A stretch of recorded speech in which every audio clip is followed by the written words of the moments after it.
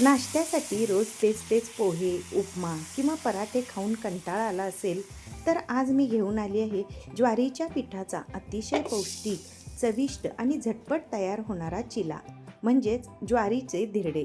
भरपूर भाज्या असल्यामुळे हा लहान मुलांपासून मोठ्यांपर्यंत सगळ्यांनाच आवडेल.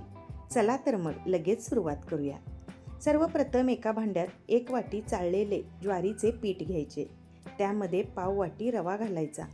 रव्याऐवजी तुम्ही तांदळाचे पीठ देखील वापरू शकता. आता चवीनुसार मीठ घालून हे सर्व साहित्य आधी कोरडेच व्यवस्थित मिक्स करून घ्यायचे.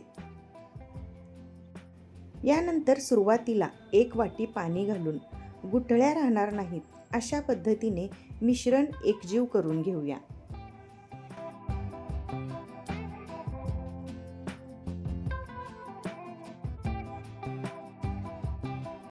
गरजेनुसार आणखी थोडे पाणी घालून मध्यम घट्ट असे बॅटर तयार करून घेऊया.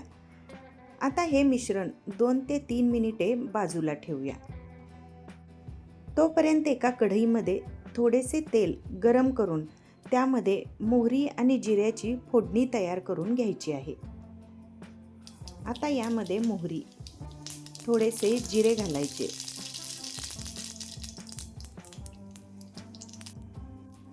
बारीक चिरलेला कांदा घालून फक्त हलकासा परतून घ्यायचा.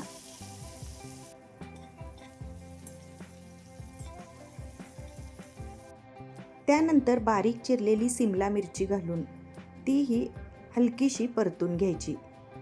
किसलेले गाजर, बारीक चिरलेला टोमॅटो आणि हिरवी मिरची घालायची.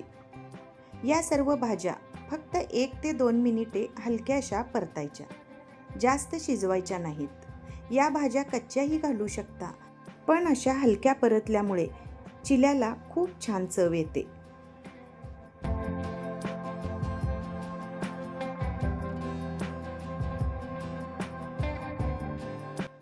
आता यामध्ये थोडंसं हिंग घालायचं आणि सर्व साहित्य एकत्र करून गॅस बंद करायचं.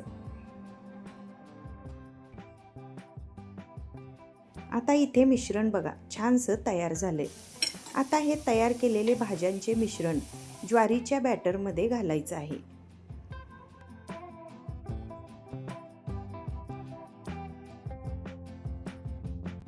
आता हे सर्व मिश्रण व्यवस्थित मिक्स करून घेऊया.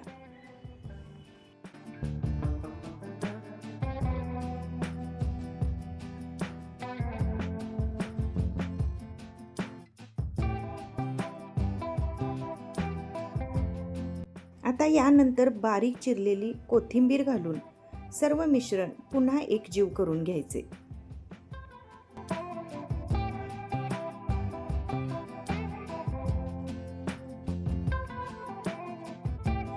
आता डोश्याचा तवा गरम करून त्यावर थोडेसे पाणी शिंपडून पुसून घ्यायचे. तयार केलेले मिश्रण तव्यावर ओतून हलक्या हाताने गोल गोल पसरवायचे.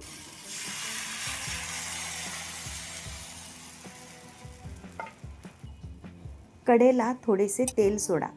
आता झाकण ठेवून साधारण 2 ते 3 मिनिट शिजू द्या. 2 मिनिटांनंतर झाकण काढून चिला अलगद काढून घेऊया.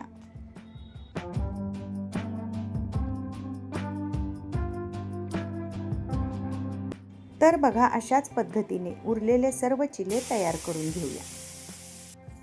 तर या चिल्याची खास गोष्ट म्हणजे यामध्ये ज्वारीसोबत गाजर, सिमला मिरची, टोमॅटो, कांदा आणि भरपूर कोथिंबीर वापरली आहे. त्यामुळे हा चिला चविष्ट तर लागतोच, पण भरपूर फायबर, जीवनसत्वे आणि पोषक घटकही मिळतात. लहान मुलांना भाज्या खायला आवडत नसतील तर अशा प्रकारे चिल्यामध्ये घालून दिल्या तर ते अगदी आवडीने खातात. त्यामुळे त्यांना टिफिनसाठीही हा एक उत्तम आणि हेल्दी पर्याय आहे.